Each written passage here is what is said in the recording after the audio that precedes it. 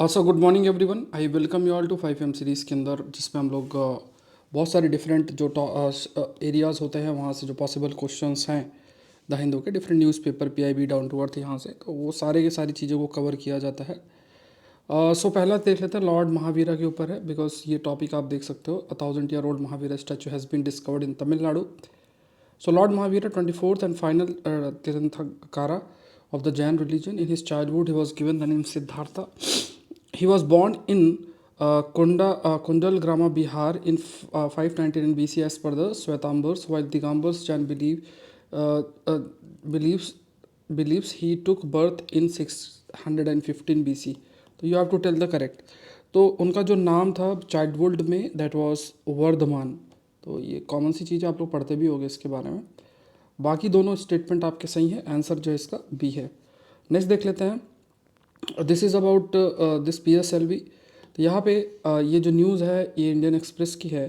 PSLV, the rocket that ISRO has used the maximum number of time has failed only twice in its 60 launches, including the first time it was tried way back in 1993.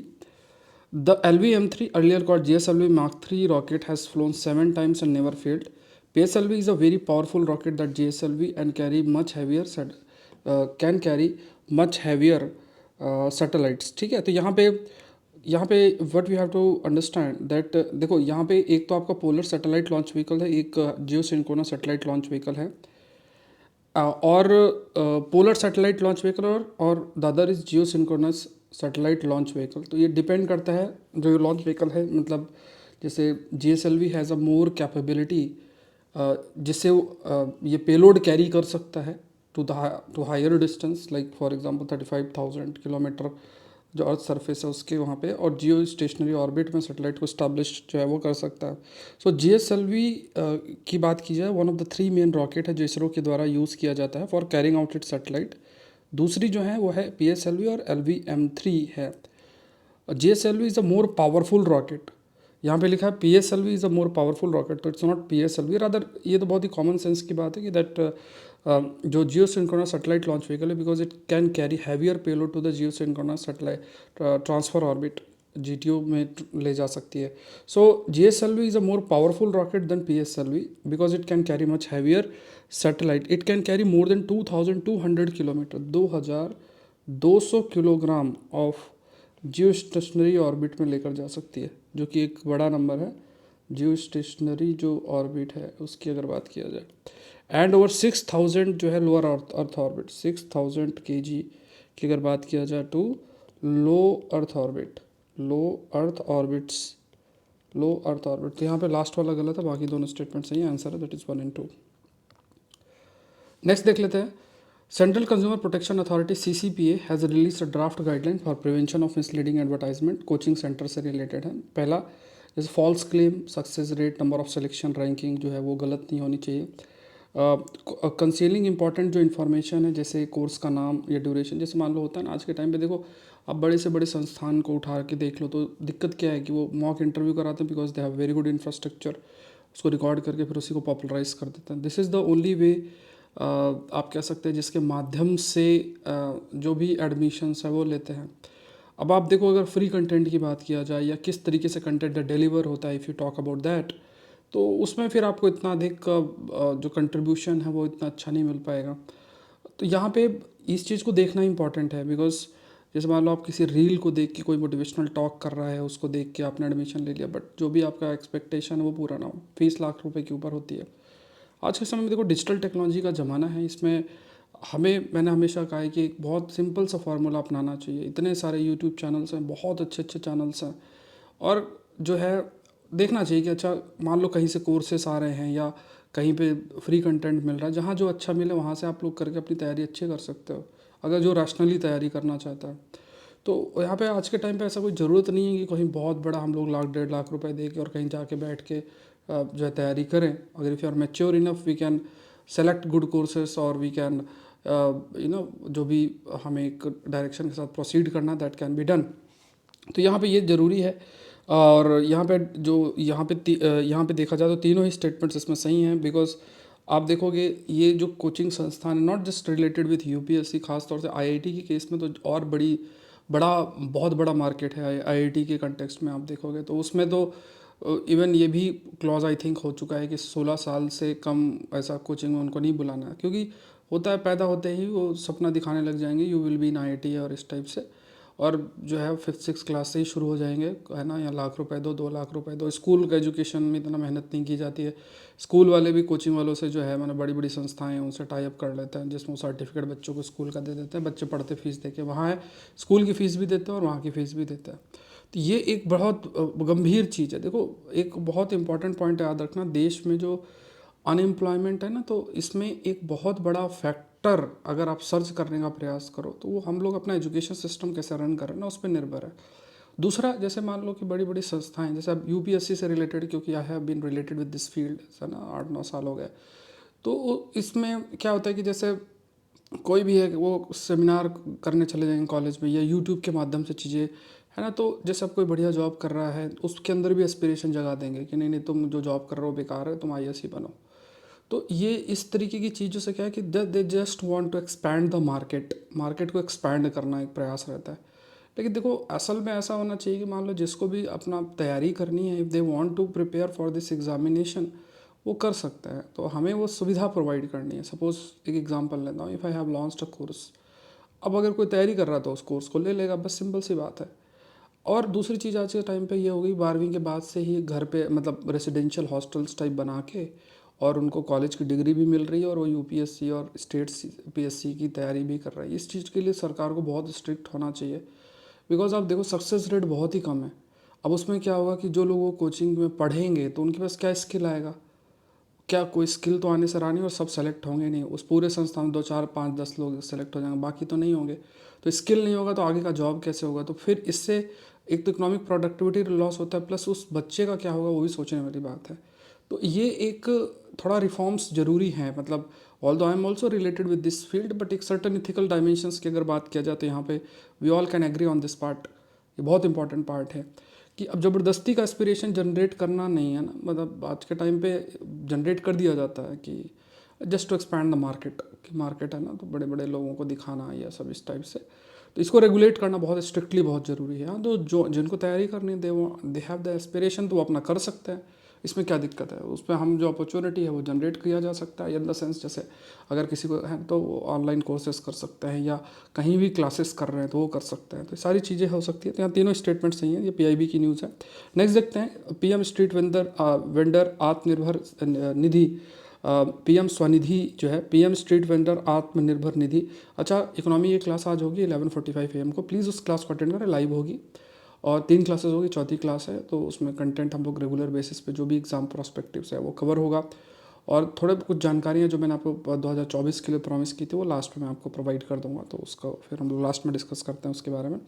PM street vendors Atmanirbhar Nidhi, PM Svanidhi was launched by ministry of housing and urban affair for providing affordable working capital loan to the street vendors to resume their livelihood that have been adversely affected due to कोविड-19 lockdown.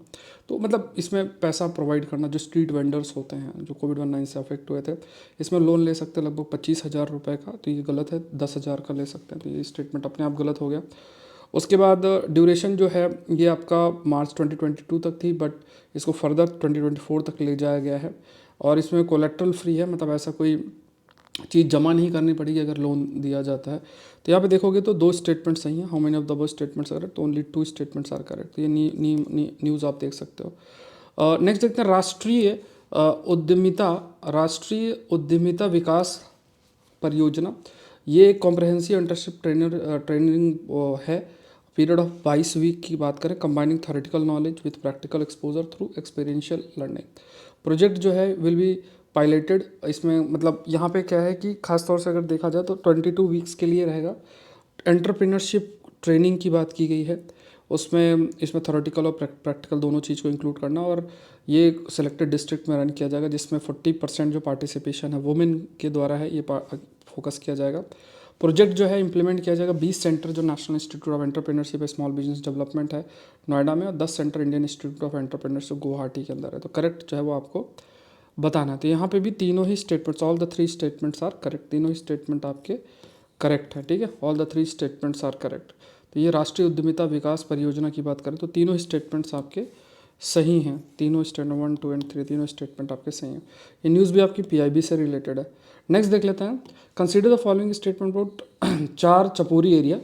चार Chapori area, ये area है Brahmaputra river का और उसके tributary का। अरुणाचल प्रदेश की बात करें, उसका जो फ्लड प्लेन एरिया है वहाँ पे, जिसमें फ्लड प्लेन सेडिमेंट्स प्रेजेंट हैं।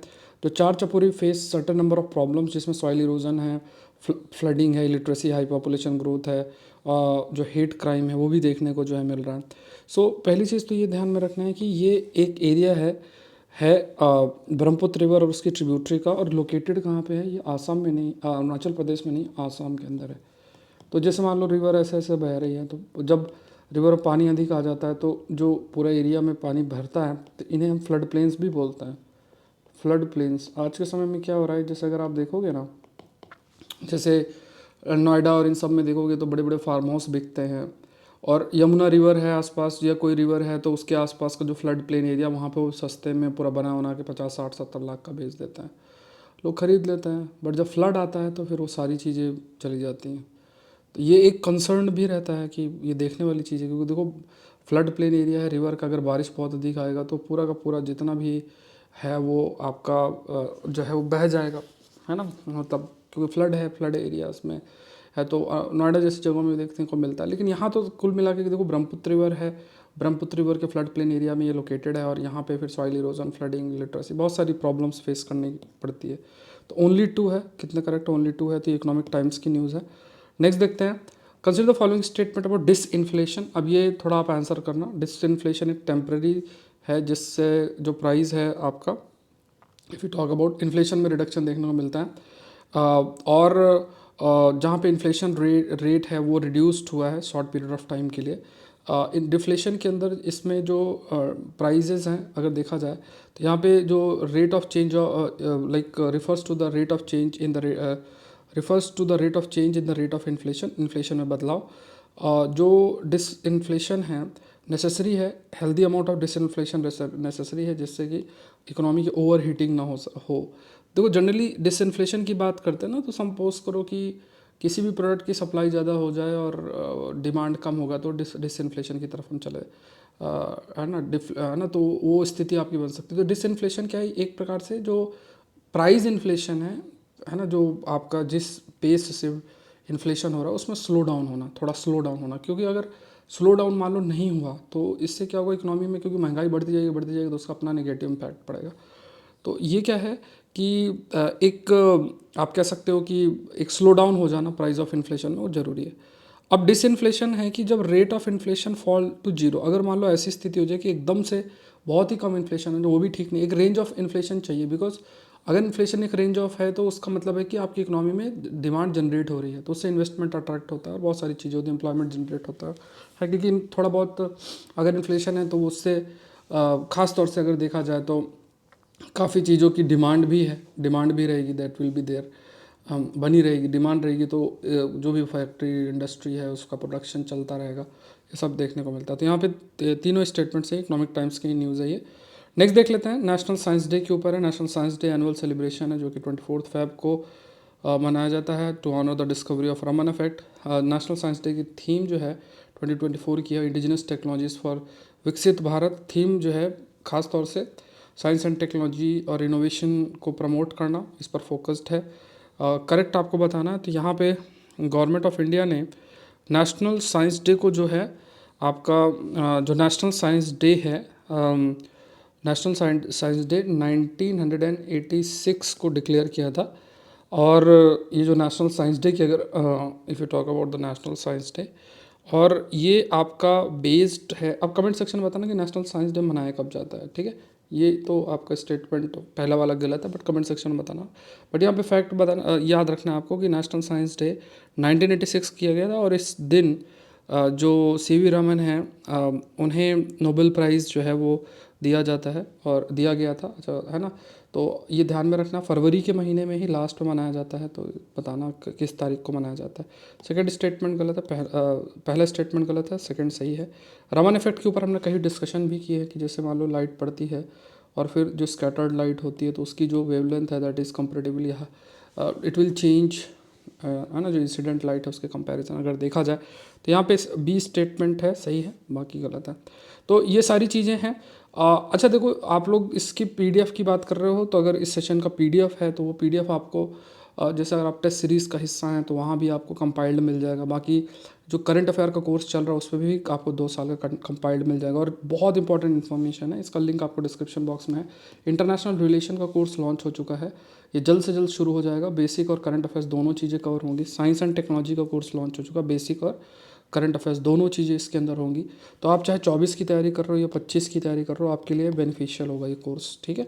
इसके बाद एग्रीकल्चर, ये भी अगर आप 24 या 25 की तैयारी कर रहे हो तो आपके लिए हेल्पफुल रहेगा। तो एग्रीकल्चर जीएस के लिए, ठीक है, ये ध्यान रखना, एग्रीकल्चर जीएस के लिए तो तीनों कोर्स लॉन्च हो चुके हैं। अभी 25% ऑफ है, ज़्यादा अमाउंट नहीं है बट 25% ऑफ है, तो आप इन कोर्सेज़ को अवेल कर सकते हैं। लिंक डिस्क्रिप्शन बॉक्स में आपको मिल जाएगा, वहाँ से आप अपना ज्वाइन कर सकते हैं।